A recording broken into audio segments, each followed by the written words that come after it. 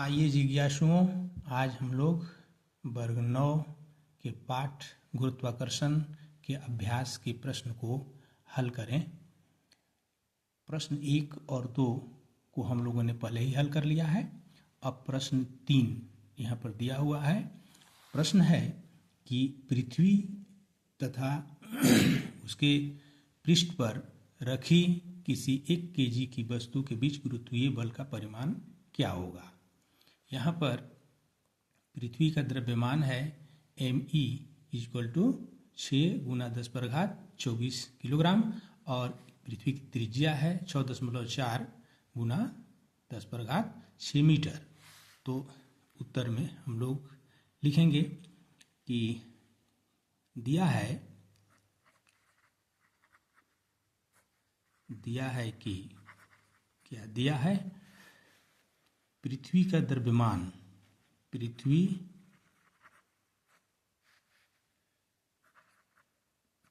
का द्रव्यमान me 6 × 10⁻24 kg, पृथ्वी की त्रिज्या re दिया हुआ है, इसका मान है 6.4 × 10⁻6 मीटर। ये 6400 किलोमीटर होता है पृथ्वी का त्रिज्या। और क्या दिया हुआ है, वस्तु का द्रव्यमान दिया हुआ है, वस्तु का द्रव्यमान दिया हुआ है 1 किलोग्राम। और फिर हम जानते हैं कि G = 6.67 × 10⁻11 न्यूटन मीटर स्क्वायर पर kg स्क्वायर, ये इसका मान होता है। तो बल F बराबर क्या, तो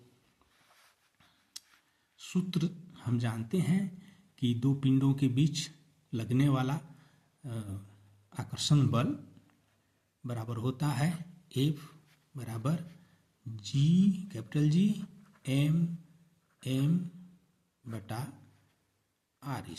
यहाँ पर r है, चूँकि डिस्टेंस त्रिज्या ही डिस्टेंस होगा, अतः r ही लिखना उचित है। re लिख सकते हैं और ये अर्थ का है, मतलब वस्तु ये जो है पृथ्वी की त्रिज्या है और पृथ्वी का द्रव्यमान ये है।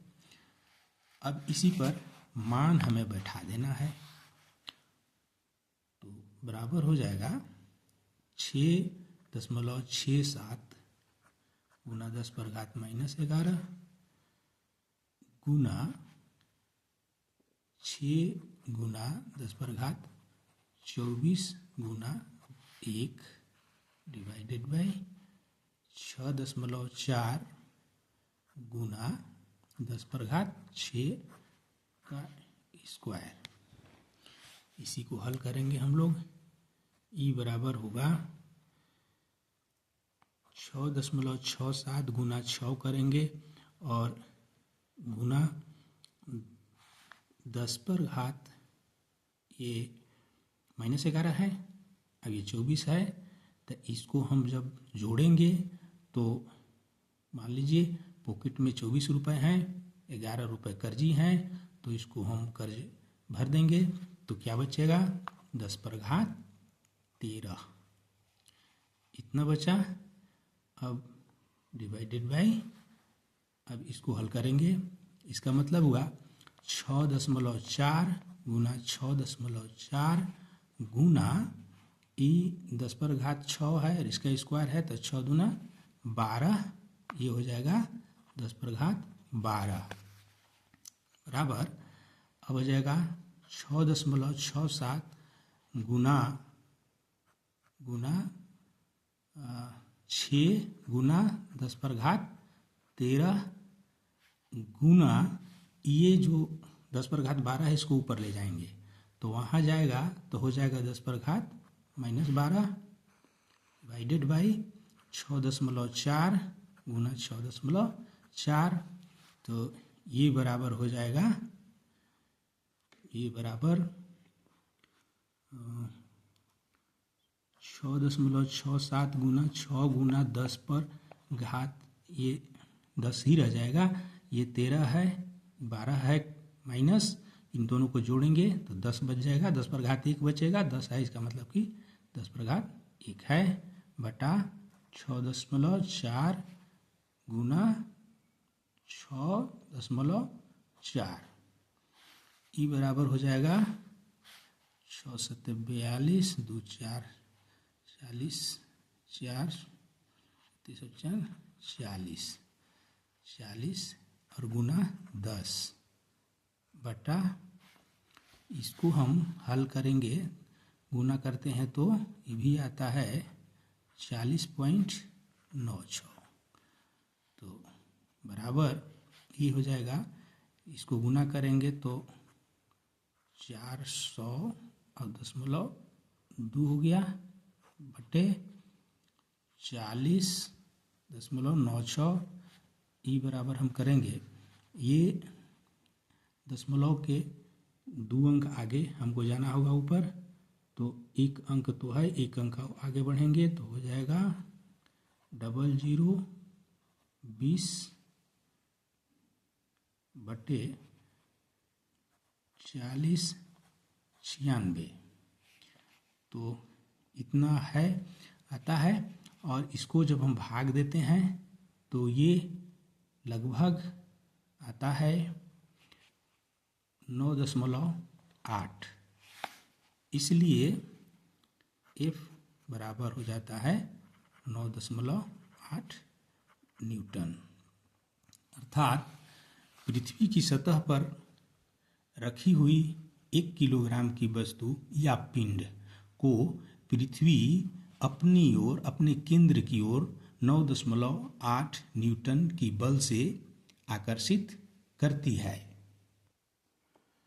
अब चौथा प्रश्न इस प्रकार है कि पृथ्वी तथा चंद्रमा एक दूसरे को गुरुत्वीय बल से आकर्षित करते हैं। क्या पृथ्वी जिस बल से चंद्रमा को आकर्षित करती है वह बल उस बल से जिससे चंद्रमा पृथ्वी को आकर्षित करता है बड़ा है या छोटा है या बराबर है, और क्यों? तो इसका उत्तर इस प्रकार है कि पृथ्वी तथा चंद्रमा ये दोनों एक दूसरे को गुरुत्व बल से अपनी ओर खींचते हैं। ये दोनों पिंड जो हैं अपनी अपनी ओर विपरीत दिशा में खींचते हैं। न्यूटन की गति के तीसरे नियम के अनुसार क्या होता है कि पृथ्वी जिस बल से चंद्रमा को अपनी ओर खींचेगी उसी बल से चंद्रमा उतना ही बल से पृथ्वी को अपनी ओर खींचता है। मतलब जैसे न्यूटन की गति का तीसरा नियम है कि प्रत्येक क्रिया के बराबर और विपरीत क्रिया प्रतिक्रिया होती है, उसी के अनुरूप यह कार्य यहाँ पर होता है। तो चूंकि ये दोनों बराबर बल से एवं विपरीत दिशा में एक दूसरे को खींचते हैं, अतः पृथ्वी एवं चंद्रमा के बीच लगने वाला गुरुत्वीय बल बराबर होता है, लेकिन विपरीत दिशा में होता है। तो ये न्यूटन की गति के तीसरा नियम के अनुसार है। अब पांचवा प्रश्न ये है कि यदि चंद्रमा पृथ्वी को अपनी ओर आकर्षित करता है तो पृथ्वी चंद्रमा की ओर गति क्यों नहीं करती? तो इसका उत्तर देखिए, आप हल कर सकते हैं इसको।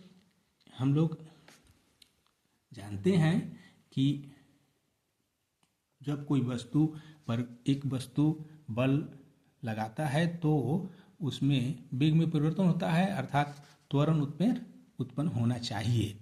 तो यहाँ देखिए, चंद्रमा तथा पृथ्वी के बीच लगने वाला आकर्षण बल बराबर और विपरीत होता है, ये तो सिद्ध है। जब पिंड पर बल लगता है तो उसमें त्वरण उत्पन्न होता है। गति के दूसरा नियम के अनुसार होता है कि F बराबर ma, मतलब बल बराबर द्रव्यमान गुना त्वरण, या त्वरण क्या हो जाएगा F बटा m, मतलब लगा हुआ बल बटा द्रव्यमान। अर्थात ये जो त्वरण है और ये जो m अर्थात द्रव्यमान है, यह इनमें व्युत्क्रमानुपाती संबंध है। मतलब जिस वस्तु पर बल आरोपित हो रहा है उस वस्तु में त्वरण का मान क्या होगा, तो व्युत्क्रमानुपाती होगा। अगर द्रव्यमान उस वस्तु का कम होगा तो उसमें त्वरण अधिक उत्पन्न होगा, और न द्रव्यमान ज़्यादा होगा तो कम, और नहीं कम होगा द्रव्यमान तो अधिक त्वरण उत्पन्न होता है। तो पिंड या वस्तु में उत्पन्न त्वरण उसके द्रव्यमान के व्युत्क्रमानुपाती होता है। चूंकि पृथ्वी का द्रव्यमान चंद्रमा के द्रव्यमान से बहुत ज़्यादा है, इसका द्रव्यमान 6 × 10⁻24 किलोग्राम होता है, जबकि चंद्रमा का द्रव्यमान 7.4 × 10⁻22 किलोग्राम ही होता है। तो उसके द्रव्यमान से पृथ्वी का द्रव्यमान बहुत ज़्यादा है। अतः चंद्रमा द्वारा पृथ्वी पर जो बल लगता है उसके कारण पृथ्वी में उत्पन्न त्वरण का मान नहीं के बराबर होता है। यही कारण है कि पृथ्वी चंद्रमा की ओर गति नहीं करती है। इस प्रकार इस प्रश्न का उत्तर हो जाता है, अर्थात त्वरण नहीं उत्पन्न होता है क्योंकि पृथ्वी का द्रव्यमान बहुत बहुत बहुत ज़्यादा है चंद्रमा के द्रव्यमान से, यही कारण है। तो इस प्रकार ये 5वां प्रश्न का उत्तर संपूर्ण हुआ, कंप्लीट हुआ। वीडियो अगर आपको पसंद आया हो तो इसे लाइक और सब्सक्राइब जरूर करें। धन्यवाद।